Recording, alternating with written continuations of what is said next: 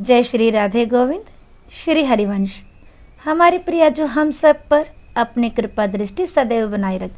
आज हम इस वीडियो में माघी पूर्णिमा यानी माघ मास में आने वाली पूर्णिमा की व्रत कथा सुनेंगे।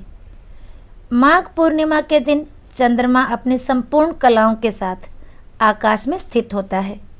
यह दिन माघ मास का अंतिम दिन होता है और इसके बाद से ही फाल्गुन मास प्रारंभ हो जाता है।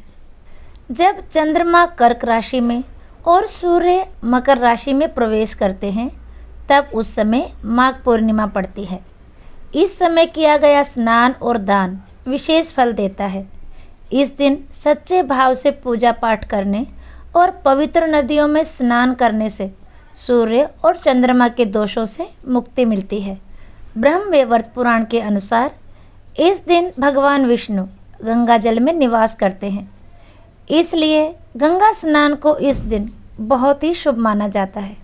हमारे शास्त्रों के अनुसार माघ पूर्णिमा के दिन भगवान विष्णु ने मत्स्य अवतार लिया था, इसलिए इस दिन जल में स्नान करने से मोक्ष की प्राप्ति होती है। और अगर गंगा स्नान संभव ना हो तो अपने घर पर ही नहाने के पानी में गंगा जल मिलाकर स्नान कर सकते हैं। इस तरह स्नान करना भी उतना ही फलदायी माना जाता है। माघ पूर्णिमा के दिन पवित्र नदियों में स्नान करने से साधक के सभी पाप नष्ट हो जाते हैं, जीवन में सुख समृद्धि और खुशहाली आती है। माघ पूर्णिमा के दिन गंगा नदी में स्नान करना अत्यंत शुभ माना जाता है, इसलिए इस दिन सुबह जल्दी उठकर ब्रह्म मुहूर्त में पवित्र नदियों में स्नान करना चाहिए। ऐसा करने से आध्यात्मिक उन्नति, पुण्य और मोक्ष की प्राप्ति होती है। माघ पूर्णिमा के दिन अन्न, धन, तिल, गुड़ और घी का दान करना भी बेहद शुभ माना जाता है। इस दिन पितरों की आत्मा शांति के लिए श्राद्ध, तर्पण और पिंडदान भी किया जाता है। साथ ही गरीबों और ज़रूरतमंदों को अपने सामर्थ्य अनुसार दान देना चाहिए या भोजन कराना चाहिए। माघ महीने की पूर्णिमा तिथि को बहुत ही महत्वपूर्ण माना गया है। शास्त्रों के अनुसार माघ पूर्णिमा के दिन गंगा, यमुना समेत अन्य पवित्र नदी में स्नान करने से सभी कष्टों से छुटकारा मिलता है और कई गुना ज़्यादा पुण्य फल की प्राप्ति होती है।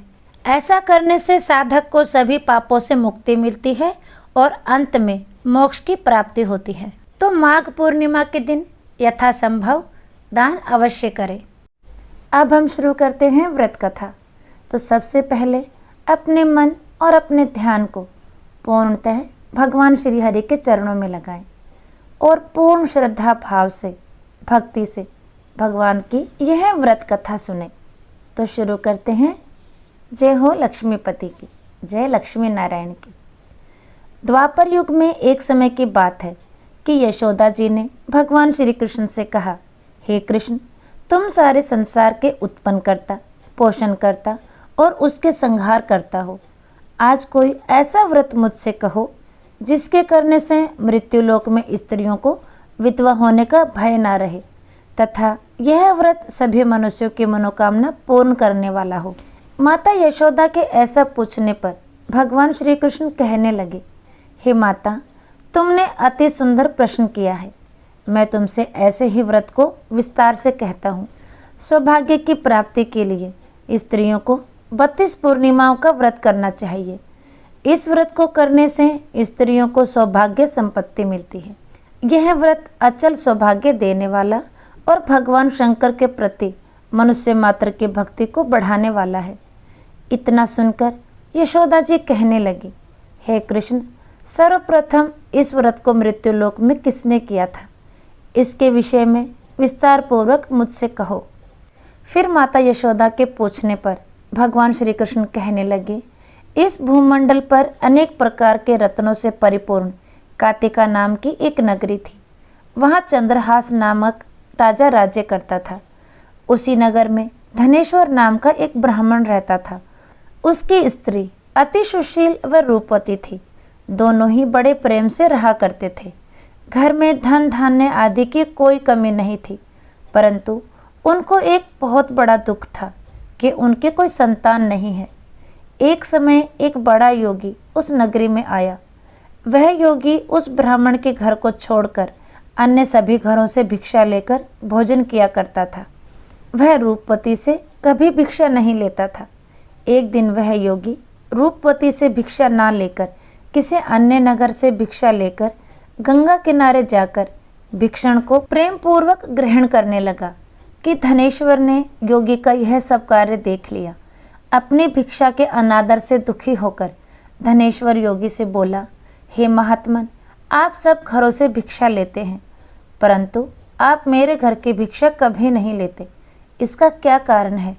धनेश्वर के ऐसा पूछने पर योगी ने कहा कि निसंतान के घर की भीख पतितों के अन्न के तुल्य होती है, और जो पतितों का अन्न खाता है वह भी पतित हो जाता है। क्योंकि तुम निसंतान हो, इसलिए पतित हो जाने के भय से मैं भी तुम्हारे घर की भिक्षा नहीं लेता। धनेश्वर योगी की यह बात सुनकर बहुत दुखी हुआ और हाथ जोड़कर योगी के पैरों में गिर गया और कहने लगा, हे महाराज, यदि ऐसा है तो आप पुत्र प्राप्ति का उपाय बताइए। आप सर्वज्ञानी हैं, मुझ पर कृपा कीजिए। हे भगवान, मेरे घर में धन की कोई कमी नहीं है, परंतु मैं पुत्र न होने के कारण अत्यंत दुखी हूँ। आप मेरे इस दुख का हरण करें, आप सर्व सामर्थ्यवान हो। यह सुनकर योगी कहने लगे, हे ब्राह्मण, तुम चंडी की आराधना करो। फिर घर जाकर उसने अपनी पत्नी से सब वेदांत कहा और स्वयं तप करने के लिए वन में चला गया। वन में जाकर उसने माँ चंडी की उपासना की और उपवास किए। माँ चंडी ने 16वें दिन उसको स्वप्न में दर्शन दिया और कहा, हे धनेश्वर, जा, तेरे घर पुत्र होगा, परंतु वह 16 वर्ष की आयु में ही मृत्यु को प्राप्त हो जाएगा। यदि तुम दोनों पति पत्नी 32 पूर्णमासियों का व्रत विधि पूर्वक करोगे तो वह दीर्घायु हो जाएगा, किंतु जितनी तुम्हारी सामर्थ्य हो आटे के दिए बनाकर शिवजी भगवान का पूजन करना, परंतु पूर्णमासी के व्रत 32 होने चाहिए। प्रातःकाल होने पर इस स्थान के समीप तुम्हें आम का वृक्ष दिखाई देगा, उस पर चढ़कर तुम एक फल तोड़कर शीघ्र ही अपने घर चले जाना और अपनी पत्नी से सब वेदांत कहना। ऋतु स्नान के पश्चात वह स्वच्छ होकर श्री शंकर भगवान का ध्यान करके उस फल को खा लेगी। भगवान शंकर की कृपा से वह गर्भवती हो जाएगी।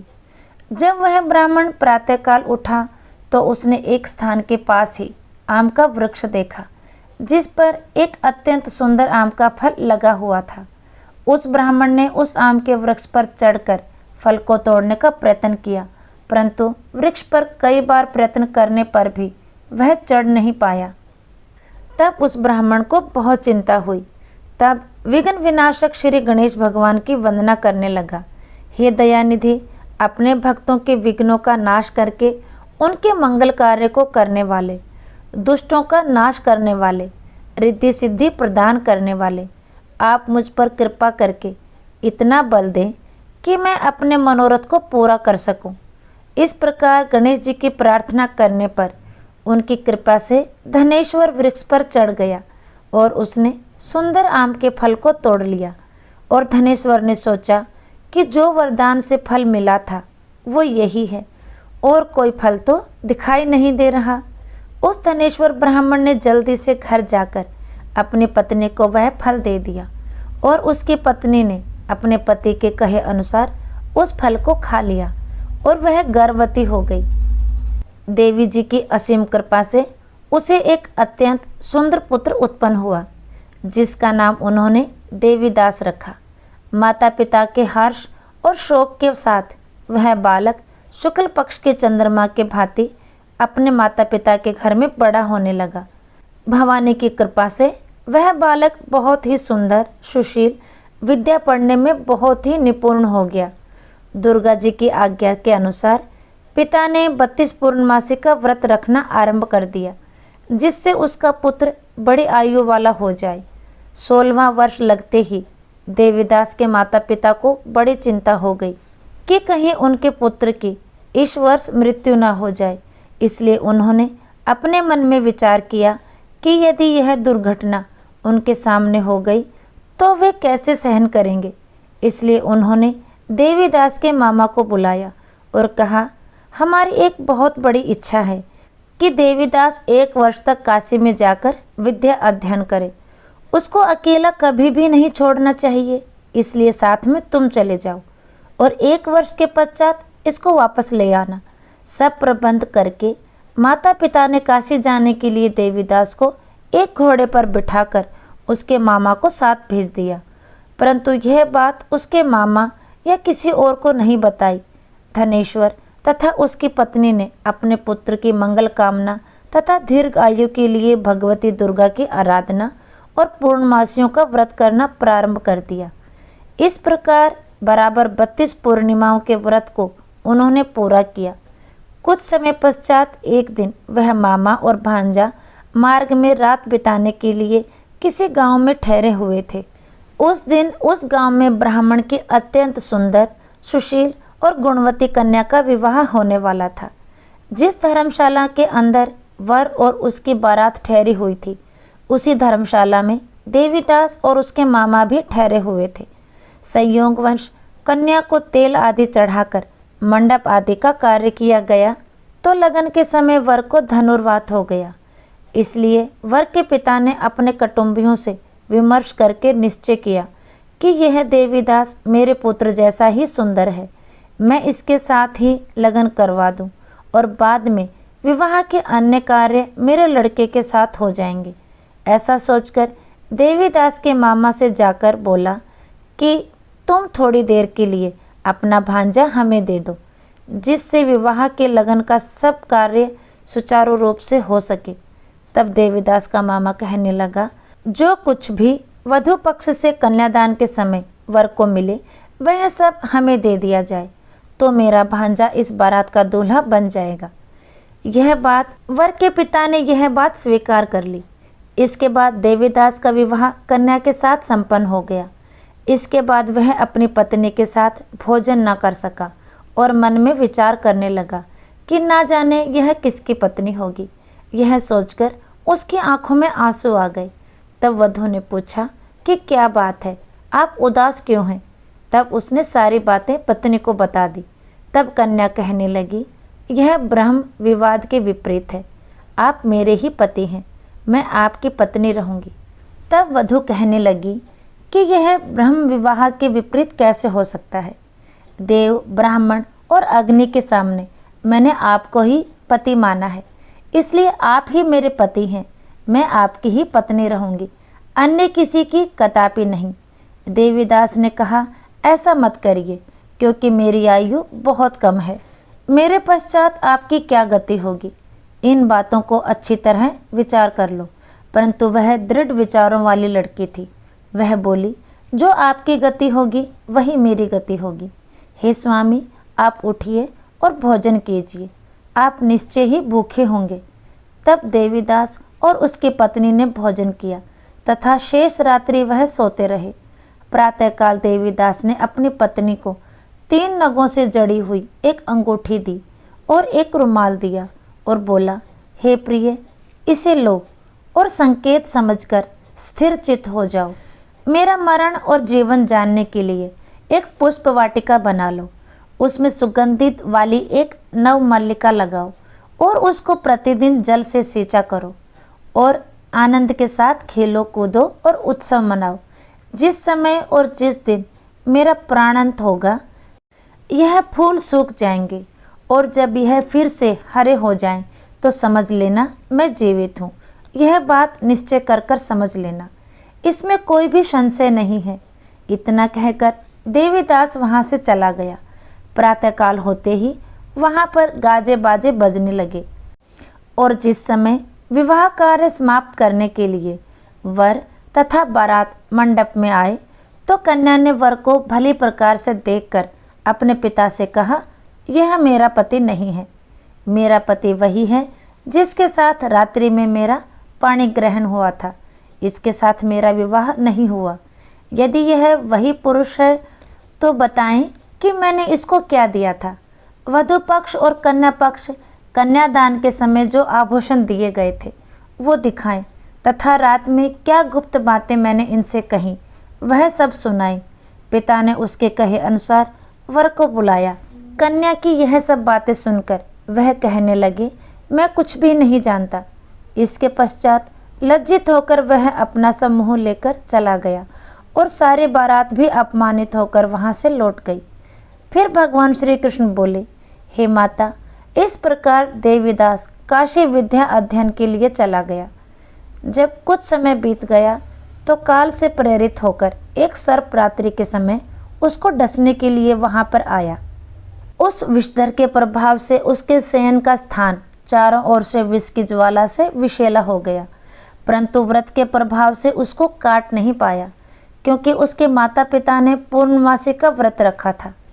इसके बाद माध्याह्न के समय सायंकाल वहाँ आया और उसके शरीर से प्राणों को निकालने का प्रयत्न करने लगा, जिससे वह मूर्छित होकर पृथ्वी पर गिर गया। उसी समय माता पार्वती के साथ भगवान शंकर वहाँ गए। उसको मूर्छित दशा में देखकर माता पार्वती ने भगवान शंकर जी से प्रार्थना की, हे महाराज, इस बालक की माता ने पहले ही 32 पूर्णिमा का व्रत पूरा किया था, जिसके प्रभाव से आप इसको प्राणदान दें। भवानी के कहने पर भक्त वत्सल भगवान शिव जी ने उसको प्राणदान दे दिया। इस व्रत के प्रभाव से काल को भी पीछे हटना पड़ा और देवीदास स्वस्थ होकर बैठ गया। उधर उसकी पत्नी उसके काल की प्रतीक्षा किया करती थी। जब उसने देखा उस पुष्प वाटिका में पुष्प कुछ भी नहीं रहे तो उसको अत्यंत आश्चर्य हुआ, लेकिन जब वह जैसे ही हरी भरी हो गई तो वह जान गई कि अब उसका पति ठीक ठाक है, वह जीवित हो गया है। यह देखकर वह बहुत प्रसन्न हो उठी। अपने पिता से कहने लगी, पिताजी, मेरे पति जीवित हैं, आप उनको ढूंढिए। जब 16वां वर्ष व्यतीत हो गया तो देवीदास भी अपने मामा के साथ काशी से चल दिया। इधर उसके ससुर उसको ढूंढने के लिए अपने घर से जाने ही वाले थे कि वह दोनों मामा भांजा वहाँ पर आ गए। उनको आया हुआ देखकर उनके ससुर को बहुत प्रसन्नता हुई और वह उन्हें अपने घर ले गए। उस समय नगर के निवासी भी वहाँ इकट्ठे हो गए और सबने निश्चय किया कि अवश्य ही इसी बालक के साथ कन्या का विवाह हुआ था। उस बालक को कन्या ने जब देखा तो पहचान लिया कि यह तो वही है जो संकेत करके गया था। उसके उपरांत सब कहने लगे कि भला हुआ यह आ गया है, और सब नगरवासियों ने आनंद मनाया। कुछ दिन बाद देवीदास ने अपनी पत्नी और मामा के साथ अपने ससुर के घर से बहुत सारे उपहार लेकर अपने माता पिता के घर की तरफ प्रस्थान किया। जब वह अपने गांव के निकट पहुंच गए तो कई लोगों ने उसे देखकर उसके माता पिता को पहले ही खबर दे दी कि तुम्हारा पुत्र देवीदास अपनी पत्नी और अपने मामा सहित आ रहा है। ऐसा समाचार सुनकर माता पिता को विश्वास नहीं हुआ, परंतु जब और लोगों ने भी आकर यही बात उन्हें बताई तो उन्हें बड़ा आश्चर्य हुआ। लेकिन थोड़ी देर में देवीदास ने आकर अपने माता पिता के चरणों में अपना सर रखकर प्रणाम किया और उसकी पत्नी ने अपने सास ससुर के चरणों को स्पर्श किया तो माता पिता ने अपने पुत्र और पुत्रवधू को हृदय से लगा लिया और दोनों की आंखों में प्रेम अश्रु बह चले। अपने पुत्र और अपने पुत्रवधू के आने की खुशी में धनेश्वर ने बड़ा ही भारी उत्सव किया और ब्राह्मणों को दान दक्षिणा देकर प्रसन्न किया। कथा सुनाकर भगवान श्री कृष्ण कहने लगे, इस प्रकार धनेश्वर 32 पूर्णमासियों के व्रत के प्रभाव से पुत्रवान हो गया। जो भी स्त्रियां 32 पूर्णमासी के व्रत को करती हैं वे जन्म जन्मांतर में वैधव्य का दुख नहीं भोगती, सदैव सौभाग्यवती रहती हैं। जिस प्रकार धनेश्वर ब्राह्मण को पूर्णमासी के फलस्वरूप भगवान की कृपा प्राप्त हुई, उसी प्रकार भगवान हम सब पर भी करे। इसी प्रार्थना के साथ आज का वीडियो यहीं तक। फिर मिलेंगे अगले वीडियो में। तब तक के लिए सभी को प्रेम भरी राधे राधे।